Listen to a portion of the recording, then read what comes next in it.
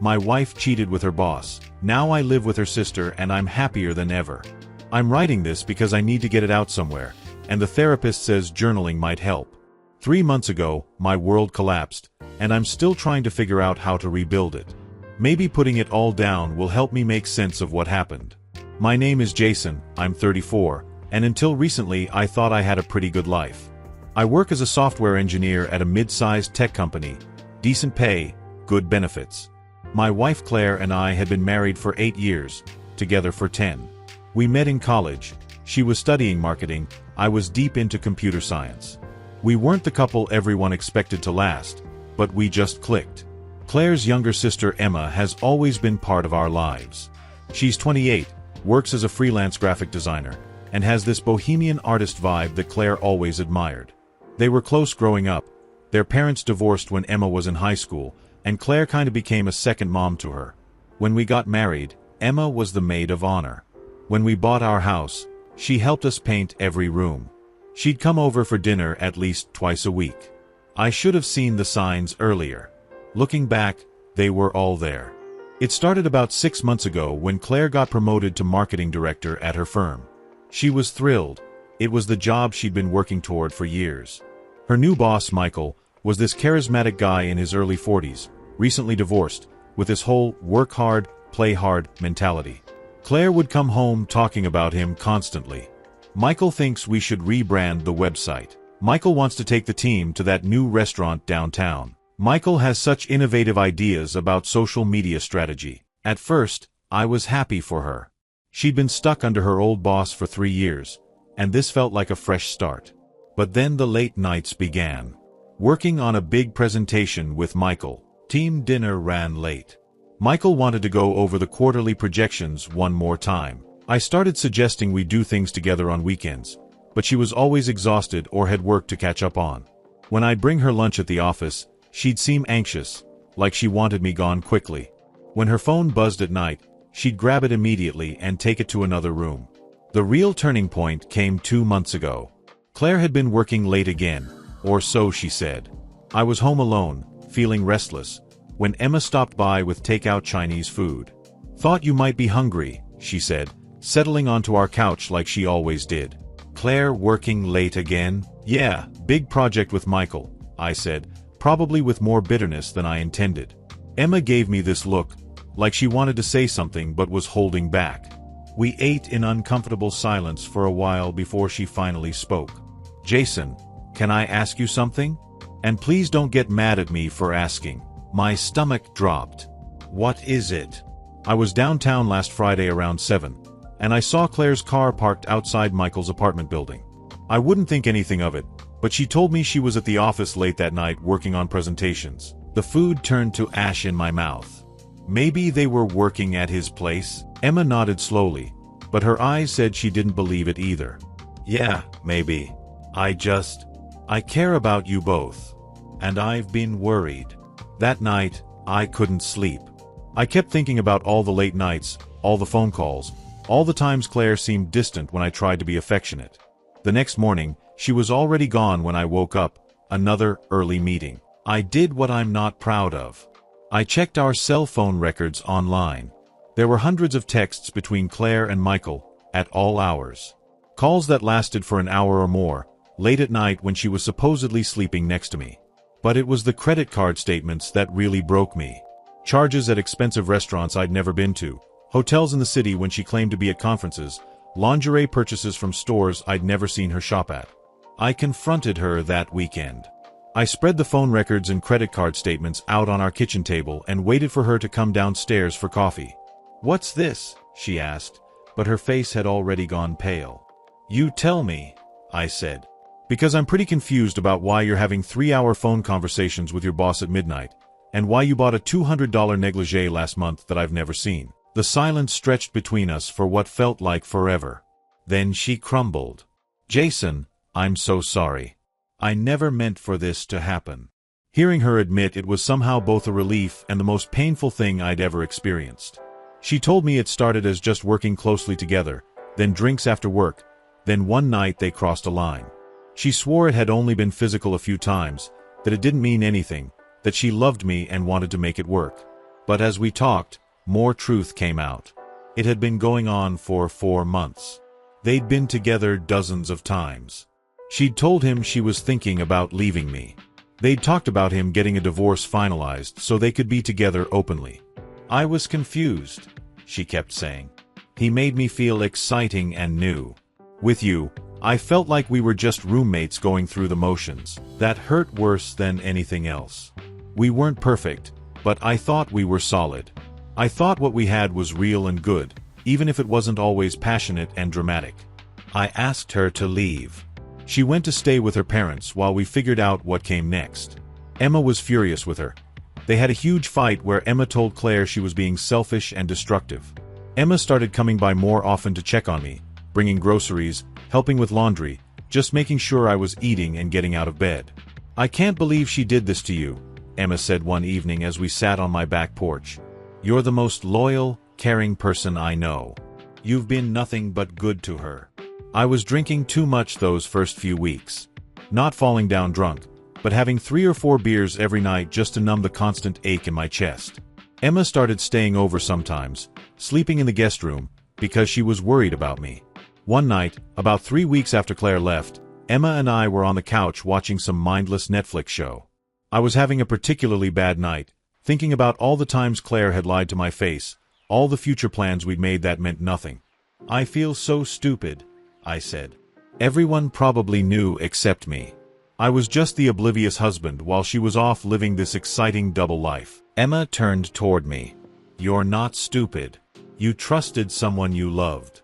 That's not stupidity, that's being human." There was something in her voice, something tender and immediate, that made me look at her differently.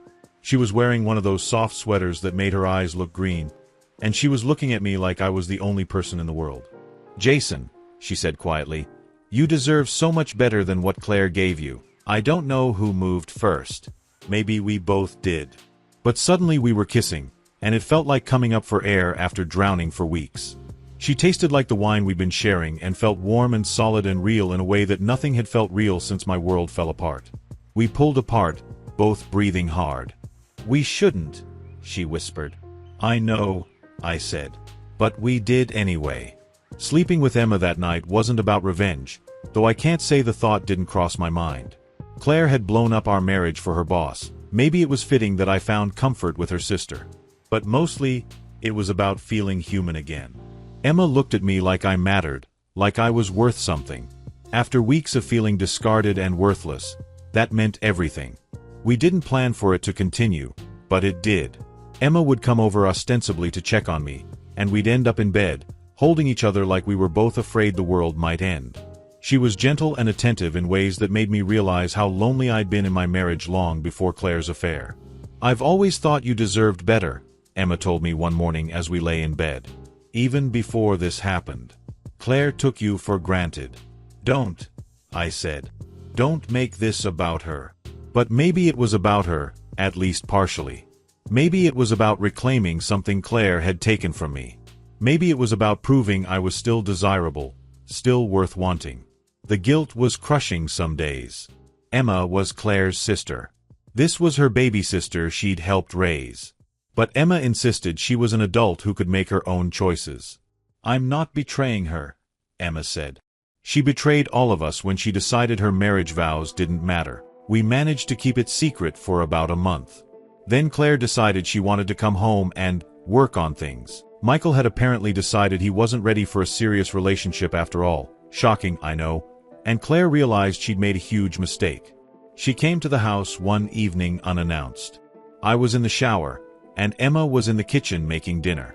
In one of those cruel twists of timing, Claire walked in just as Emma was setting the table for two, wearing one of my t-shirts over her jeans. The screaming match that followed could probably be heard 3 blocks away. "How could you do this to me?" Claire yelled at Emma. "He's my husband." "He was your husband when you were screwing your boss," Emma yelled back. "You don't get to throw away your marriage and then be mad when someone else picks up the pieces." I came downstairs to find them facing off in my kitchen like 2 cats ready to tear each other apart.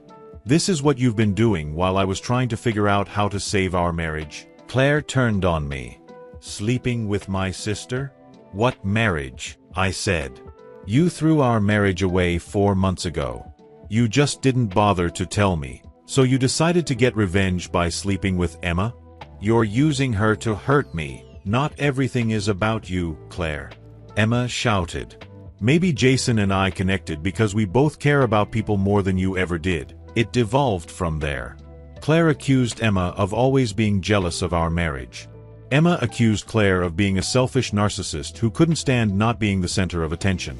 I mostly just stood there feeling like the worst person in the world. Claire moved back in with her parents and hired a lawyer. The divorce proceedings have been brutal. She's trying to claim I committed adultery, which in our state could affect the settlement. My lawyer says it doesn't matter since her affair happened first and she left the marital home, but it's still ugly. The worst part is what it's done to Emma's relationship with her family. Claire convinced their parents that Emma seduced me to hurt her. Emma's mother won't speak to her. Their father takes Emma's calls but keeps trying to get her to apologize to Claire. I lost my whole family, Emma said last week, crying in my arms. Maybe Claire's right. Maybe I am a terrible person. I held her tight and told her she wasn't terrible, that we'd found each other in a dark time and maybe that was enough. But the truth is, I don't know anymore. I don't know if what Emma and I have is real love or just trauma bonding. I don't know if we're building something healthy or just enabling each other's damage. My therapist says that's okay. She says it's normal to question everything when your fundamental understanding of your life gets shattered. She says Emma and I can figure out what we mean to each other once the crisis passes and we're both in a better place emotionally. The divorce should be final in another 2 months. Claire moved to a different city for a new job. Apparently, her relationship with Michael made things awkward at work, and they both decided a fresh start was best. Emma and I are taking things day by day. Some mornings I wake up feeling optimistic about our future together. Emma makes me laugh, and she cares about my day, and she never makes me feel like I'm boring or predictable. We talk about taking a trip somewhere, maybe getting our own place together once the divorce is settled. Other days, the guilt is overwhelming. I look at Emma and see Claire's eyes, Claire's smile, and I wonder if I'm just trying to hold on to some piece of the life I thought I had. I wonder if Emma looks at me and sees a way to finally win against her sister. I don't have any profound insights or neat conclusions. Betrayal is messy and complicated, and it changes everyone it touches. Claire's affair didn't just end our marriage. It set off a chain reaction that shattered her family and left all of us trying to figure out who we are in the aftermath. Maybe what Emma and I have is real. Maybe it's just two damaged people finding comfort in each other's wounds. Maybe it's both.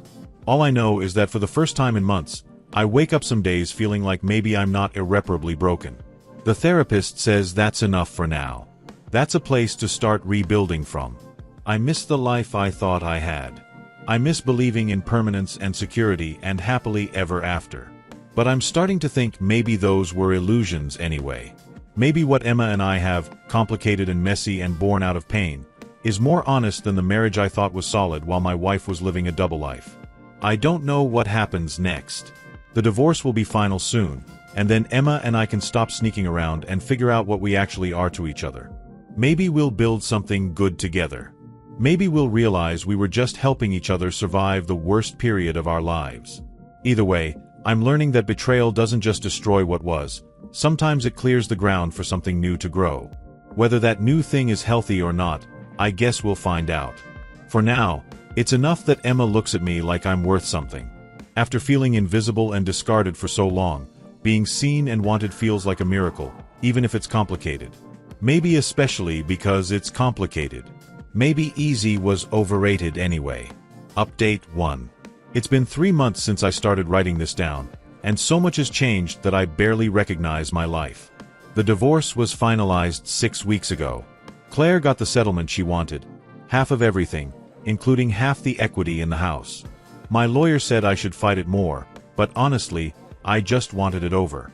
Money felt meaningless compared to getting my life back. Emma and I moved in together officially last month. We found a small apartment across town, nothing fancy, but it's ours. No ghosts of my marriage with Claire lurking in every corner. Emma painted the bedroom this soft blue color that makes everything feel calm and peaceful. She's been getting more freelance work, building up her client base. Watching her gain confidence in herself has been incredible. But it hasn't been all smooth sailing. The guilt comes in waves, sometimes hitting me out of nowhere. Last week, we ran into one of Claire's college friends at the grocery store. The woman looked at us with such disgust, like we were some kind of scandal she couldn't believe was happening in front of her. Emma squeezed my hand and kept walking, but I could see how much it hurt her. "Do you think we're terrible people?" she asked me that night as we lay in bed. I thought about it for a long time before answering. I think we're people who made complicated choices in an impossible situation. I think we're trying to build something good out of something that was already broken. But do you think about her? Do you think about what this does to her? That's the question I've been avoiding for months. The truth is, yes, I do think about Claire. Not in the way I used to, not with love or longing, but I think about the pain we've caused her.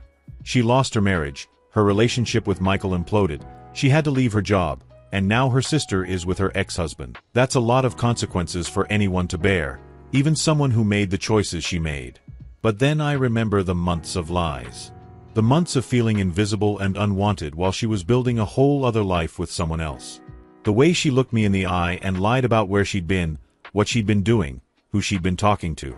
Emma's therapist, yes, she's seeing someone too now, says that feeling guilty doesn't mean we did something wrong. It just means we're human beings capable of empathy, even for people who hurt us.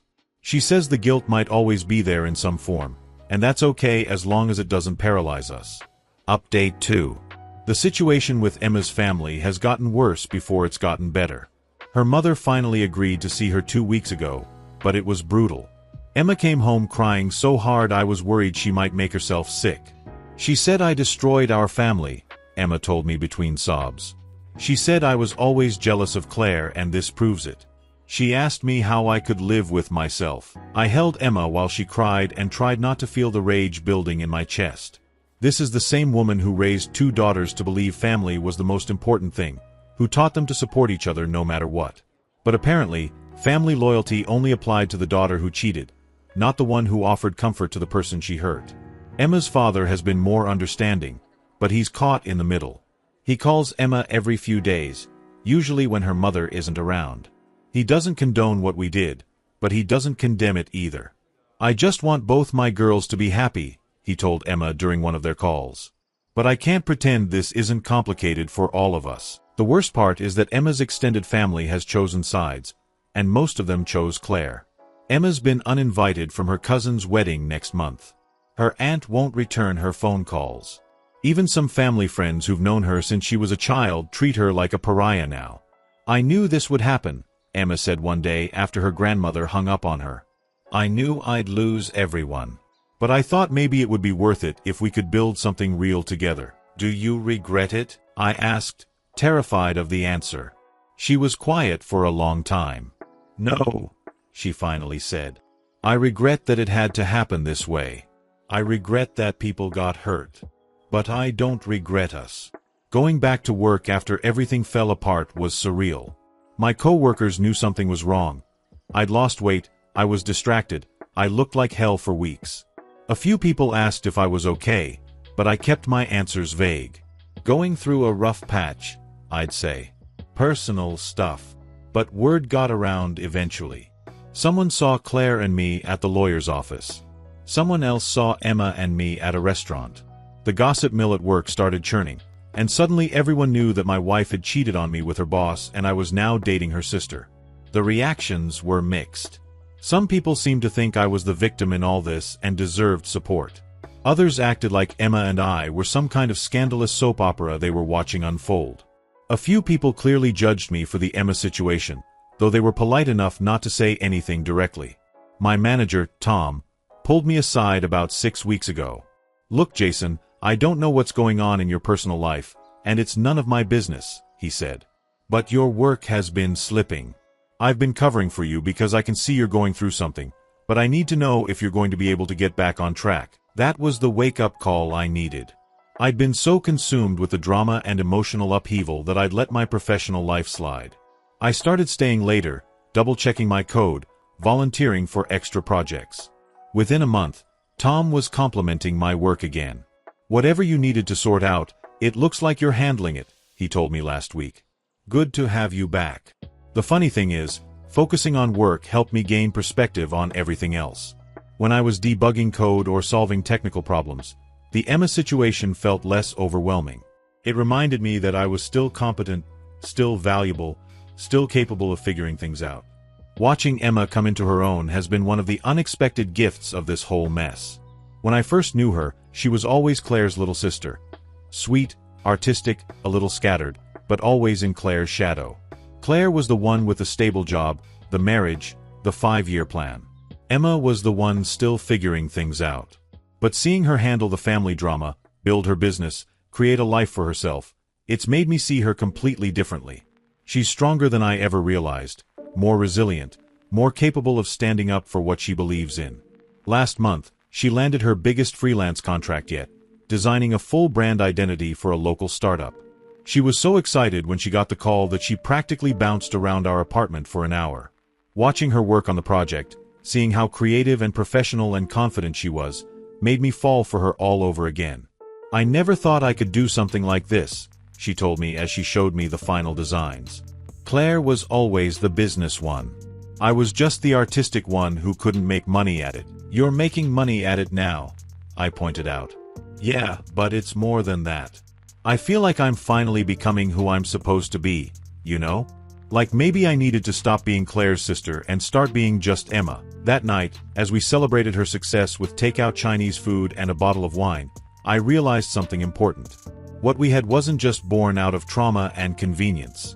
Emma and I actually liked each other, enjoyed each other's company, wanted to build a life together. The circumstances that brought us together were messy, but what we built since then was real. Update 3. About 2 months ago, I got a call from my sister Jessica. She lives about 3 hours away and we don't talk often, but she'd heard about the divorce through family channels. "I need to tell you something," she said, "and you're probably not going to like it." My stomach dropped. After everything that had happened, I wasn't sure I could handle any more surprises. "Remember when you and Claire visited us last Christmas?" Jessica continued. "And Claire spent so much time texting during dinner?" I did remember. Claire had been on her phone constantly, claiming it was work emails that couldn't wait. I'd been annoyed, but I didn't think much of it at the time. "Well, I saw some of those texts," Jessica said. "Not on purpose." She left her phone on the counter when she went to the bathroom, and a message popped up. It was from someone named Michael, and it was pretty obviously not work-related. I felt that familiar punch to the gut. "Why didn't you tell me then?" I didn't know what to do. I thought maybe I was reading too much into it. And honestly, I was hoping it was nothing and would just go away. "I'm sorry, Jason. I should have said something." So Claire's affair had been going on longer than she'd admitted. Long enough that my own family had noticed something was wrong. Long enough that I'd been the oblivious husband at family gatherings, not knowing that everyone else could see what I couldn't. But instead of making me angrier, Jessica's revelation actually helped me feel better about the Emma situation. If Claire had been cheating longer than she'd admitted, if she'd been lying to me about the timeline, then maybe I didn't need to feel so guilty about moving on when I did. I told Emma about the call that night. "Do you think there were others?" she asked. "Other affairs besides Michael?" "I don't know. At this point, I'm not sure it matters. I spent months torturing myself trying to figure out when it started and why, but none of that changes anything. She made her choices. I made mine." Both Emma and I have been in individual therapy for months now, and we started couples counseling 6 weeks ago. Our therapist, Dr. Martinez, has helped us understand some things about ourselves and our relationship that I never would have figured out on my own. "Relationships that form during crisis can be very intense," she told us during one of our sessions. "You bonded during a traumatic time, which can create a very strong connection. But it can also mean that you're responding to trauma rather than building a healthy foundation." She was right. Emma and I had gone from barely knowing each other as individuals to being inseparable in a matter of weeks. We'd never had a normal courtship, never had the luxury of taking things slow and figuring out if we were compatible. "So what does that mean for us?" Emma asked. "Does it mean what we have isn't real?" "Not at all," Dr. Martinez said. "It just means you need to be intentional about building a healthy relationship now that the crisis has passed. You need to learn who each other are outside of the trauma that brought you together." So we've been doing that. We've been trying to have normal relationship experiences, going on actual dates, meeting each other's friends, having conversations about our future that aren't dominated by the divorce or family drama. We've been learning each other's habits and preferences and quirks. I've learned that Emma sings in the shower, that she's terrible at remembering to pay bills on time, that she cries at every Disney movie, even the ones she's seen a dozen times. She's learned that I'm obsessive about organizing my workspace, that I get grumpy when I'm hungry, that I have strong opinions about the correct way to load a dishwasher. These might seem like small things, but they feel enormous to me. With Claire, I realized in hindsight that we'd stopped noticing each other somewhere along the way. We'd become roommates who shared a bank account and a bed, but we'd lost the curiosity about each other that makes relationships feel alive. Update 4. I found out through mutual friends that Claire is dating someone new. A lawyer she met through work in her new city. Apparently, they're pretty serious. She's been posting pictures of them together on social media, which Emma still checks occasionally. "Does it bother you?" Emma asked me after she'd seen the latest photos. I thought about it honestly. No, I realized. I hope she's happy. I hope she's learned something from everything that happened and won't make the same mistakes again. And I meant it. I don't love Claire anymore. That feeling died when I read those text messages between her and Michael. But I don't hate her either. She's someone I used to be married to who made some terrible choices that hurt a lot of people. I hope she's growing from those choices and building something better for herself. Emma looked surprised by my answer. Really? You don't feel angry anymore? I feel sad sometimes, I said. Sad about the time we wasted, sad about how things ended. But anger is exhausting. I'd rather put that energy into building something good with you. That seemed to help Emma let go of some of her own guilt about the situation. She'd been carrying this weight of feeling like she'd ruined Claire's life, when really Claire had made the choices that ruined her own life. We were just trying to pick up the pieces and build something new. Emma and I have been talking about the future more concretely lately. Not just surviving the next crisis or getting through the next family drama, but actually planning a life together. We're thinking about buying a house together next year. Nothing too big or fancy. We both learned from our previous experiences that material things don't guarantee happiness. But something that's ours, something we choose together. Emma wants to keep building her design business. She's talked about maybe hiring another freelancer or renting a small studio space downtown. I've been thinking about going back to school part-time to get my MBA. I'm good at the technical side of my job, but I'd like to move into management eventually. We've also talked about having kids someday. Not anytime soon. We both want to make sure our relationship is stable and healthy first. But we both want to be parents, and we think we could be good ones together. Do you think our kids would understand? Emma asked me one night about how we got together. When they're old enough to hear the whole story, I think they'll understand that sometimes life is complicated, I said. That sometimes good things can come from difficult situations. That their parents found each other during a hard time and chose to build something beautiful together. I believe that. I believe that what Emma and I have is beautiful, even if it started in an ugly situation. We've been through the worst kinds of family drama and emotional upheaval, and we've come out stronger. We know we can count on each other when everything falls apart. Final update. I'm not the same person I was a year ago. The betrayal changed me in ways I'm still discovering. I'm more cautious about trusting people, more aware of the ways relationships can go wrong, more conscious of the work it takes to maintain something good. But I'm also more appreciative of genuine connection when I find it. More grateful for someone who chooses to be with me every day, not out of obligation or convenience, but because they actually want to share a life with me. Emma and I may not have a fairy tale love story. We don't get to tell people about a cute meet-cute or a romantic proposal. But we have something that feels more real to me than the marriage I thought was solid but was actually hollow. We have partnership. We have someone who sees us at our worst and chooses to stay. We have someone who believes in our future even when we're not sure we believe in it ourselves. The family situation may never fully heal. Emma may never have the same relationship with her parents that she had before. Some people will always judge us for how we got together. That's part of the price we pay for the choices we made. But sitting here in our apartment, watching Emma work on her latest design project while I debug code on my laptop, I can't bring myself to regret it. We found each other in the wreckage of two broken relationships and built something that makes us both happy. Maybe that's enough. Maybe that's more than most people get. The betrayal that started all this taught me that nothing is guaranteed, that the life you think you're living might be completely different from reality. But it also taught me that people are resilient, that love can grow in the most unlikely circumstances, and that sometimes the thing that destroys your life is also the thing that saves it. I'm still writing in this journal sometimes. Less frequently now, but whenever I need to sort through my thoughts. Dr. Martinez says it's a healthy habit, that writing helps process complex emotions and gain perspective. Today marks exactly 1 year since I found those first messages between Claire and Michael. A year ago, I was a married man who thought he understood his life.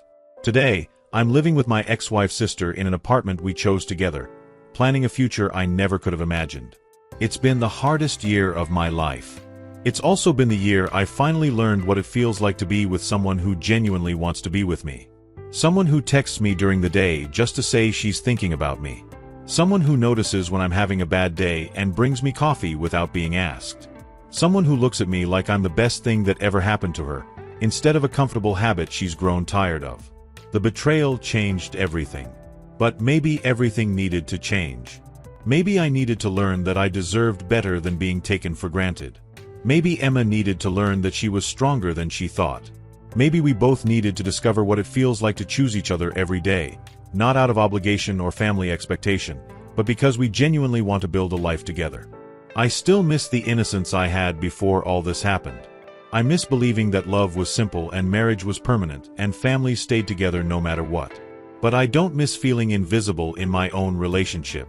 I don't miss the loneliness of being with someone who had already moved on emotionally. Emma and I may have come together in complicated circumstances, but what we've built since then is straightforward. We like each other. We respect each other. We want the same things from life. We make each other laugh. We support each other's dreams. It's not perfect. No relationship is. We still have hard days, moments when the guilt creeps in or the family drama gets overwhelming. But we face those challenges together now, instead of each of us facing them alone. That feels like enough to build a life on.